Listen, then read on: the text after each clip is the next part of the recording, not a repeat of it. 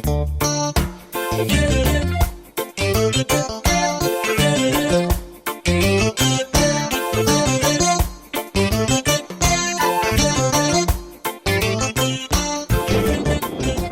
service provision in Garissa town is the mandate of the Garissa Water and Sewerage Services Company, Gawasco.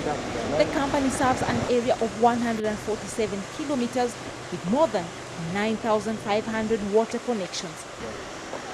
The water service provider inherited an ultra-modern water system that was built in the 1980s that has a capacity of producing 24,000 meters of water per day, although the current capacity is at 18,000 meters water per day. The facility was designed to service population of projection of up to 2030. According to the management of the company, there are a number of challenges the institution is facing, and these include the high water turbidity that increases the cost of treatment, the 4 kilometers 3-stage pumping that increases the cost of power, erratic power supply demanding constant use of the standby generators, low storage capacity of the treated water, dilapidated and old pipeline distribution system, and low metering level.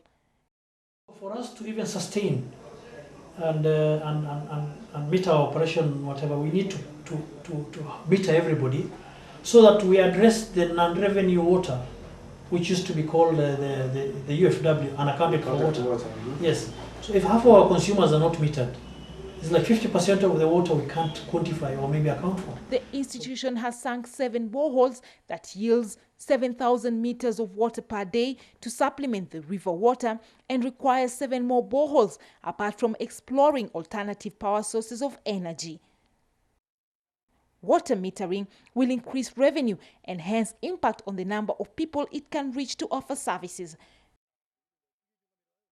Gawasco is also planning to run a public sensitization campaign to educate the consumers and other clients reporting illegal connections and bypasses, and it is using the local radio stations to run similar program.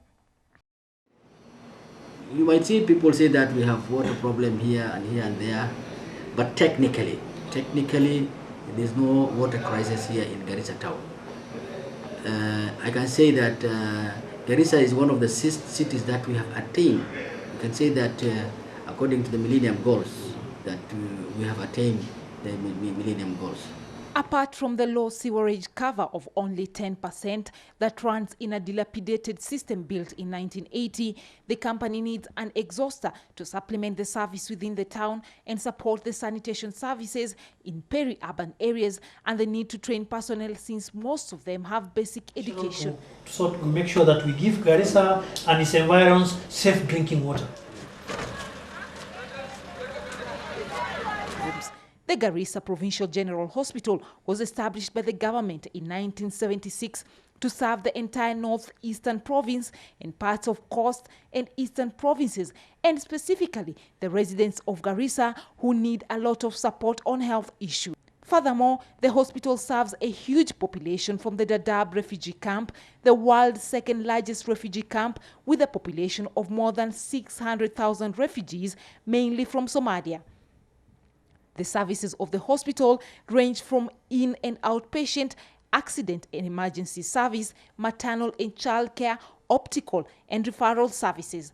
The hospital has a new theatre centre with 4 operating theatres, courtesy of donors and other well-wishers, 2 consulting surgeons, completion of the ultra-modern eye unit with 8 operating units, among other areas. The challenges the hospital experiences are both natural and man-made. The region is prone to drought, diseases and famine. These challenges are supplemented by lack of funds and political instability in the neighboring country. For the last couple of years is that we have built a new theatre in the courtesy of the NIDA and Rotary Doctors, which it has 4 theatres, and all of it is functional. And as we're speaking now, we are having 2 consultant surgeons. We are hoping for getting more consultants in the ground, whether by partnership or through the ministry. The other achievements we have also almost finishing is coming with a fully equipped eye unit. It's a small eye hospital, whereby it will have a bed capacity of 20 patients and a theater which can accommodate more than 4 microscopes and 8 operating tables. Female wards, female surgical wards. We are still hosting, we have gynecologists, we have surgeons, and we are having all our patients in one ward. Gynecology, obstetrics, and surgicals. Even for the obstetrics, for maternity ward, all obstetric cases, all postnatal, antenatal, all of them, we are also having them in one ward. And the capacity, it's really, it's overwhelming. Sometimes we go to an extent that we have to put the mothers in the floor. So these are basically some of the challenges and some of the achievements, and we are looking forward for improving on our facility, getting donors, and we are here, and we hope inshallah with the assistance from Allah subhanahu wa ta'ala through the well-wishers that we are going to make at least the health service in this place better. The high maternal mortality rate in northeastern province cannot be overemphasized due to poor referral system, poor road network, and lack of rural dispensary have seen the maternal mortality rate soar to as high as 1,300 per 100,000 compared to the national rate of 410 per 100,000 women. Garissa town may be standing as the only provincial headquarters in the country without streetlights. If you drive or walk in the town at night, you will be perplexed by the busy businessmen trading until late while working without streetlights. The aisles, roads, avenues, and footpaths are all in total darkness, except for some dim lights from retail shops illuminating the pavement. The only 2 available streetlight posts were installed by a bank. An entire town depends on car lamps and signage lights. The road network in the town is low, and the players involved are working hard to improve the system. According to the Kenya Urban Road Authority, Kura, Garissa has only 10 kilometers of paved road with a total road network of 65 kilometers. This significant sector has also been affected by unplanned nature of the municipality, encroachment of road reserves and corridors, and poor drainage. In order to enhance road network, there's need to capacity build the local contractors through skills enhancement, trainings, and interchange programs. The Garissa Municipality is working closely with other stakeholders to improve environmental, health, and sanitation within the town through garbage collection and disposal. The National Environment Management Authority, NEMA, in conjunction with the council, is running a town greening program by planting trees within the schools and along the roads, apart from establishing a town green park.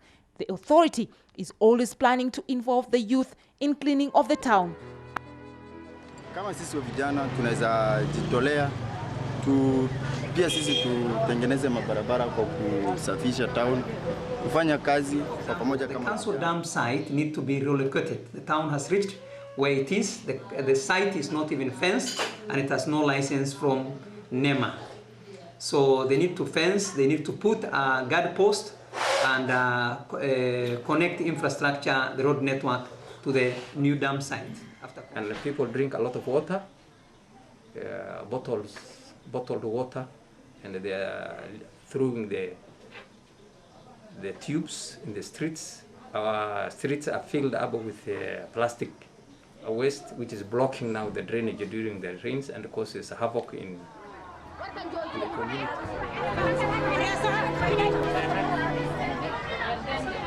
An assessment of Garissa Municipality cannot be complete without highlighting gender issues. Pastoralist communities have a common character of overlooking the rights of women. According to a women activist in Garissa, there is need to differentiate between culture and the religion when dealing with gender issues. Religion should not take prominence in ensuring gender balance and protect the marginalized sex and guarding the community from drifting into reverse discrimination against the boy child. Everything. We want the religious people to intervene and say what is the right for the women, what is the right for the boy, what is the right for the child in a holistic The spirit manner, of supporting not women, a individual local women. banking institution, the First Community Bank, supported the establishment of the Garissa Milk Shed, owned and run by the Garissa women milk vendors. The initiative, first of its kind in the entire Northern Frontier District, acts as a marketing point for milk sold by the women in Garissa. marka meeshan aan ku gaday nin baa noo dhistay meesha way soo ninka idin dhisay kee waay ninka noo dhisay nadiif jaa intana Bula Wanawake is a pilot gender-based support project by Road International and supported by the Africa Women Millennium Initiative, AWOMI. The initiative is meant at reducing vulnerability for widowed women who lost their husbands through famine that struck the region in 2005. The group benefited from financial support of 100,000 Kenya shillings from Road International, which also ensures sustainability of the program.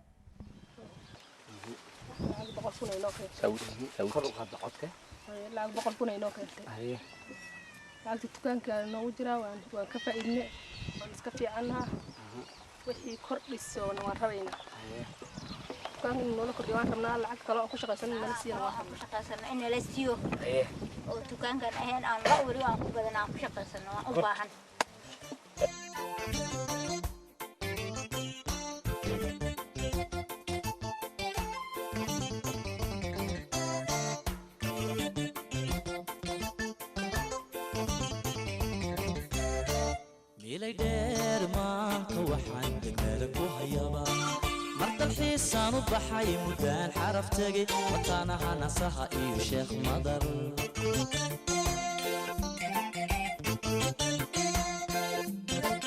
ilay dheer maanka waxaan degmada ku hayaba madar xiisaan u baxay mudaan xaraf tagay wataanaha nasaha iyo sheekh madar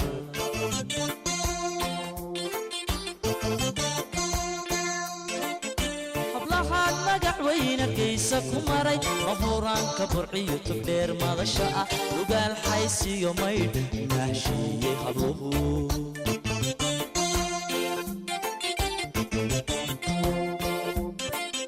قبلها المقع وين كيسك ومري مفوران كبرعي تبدير مدشاء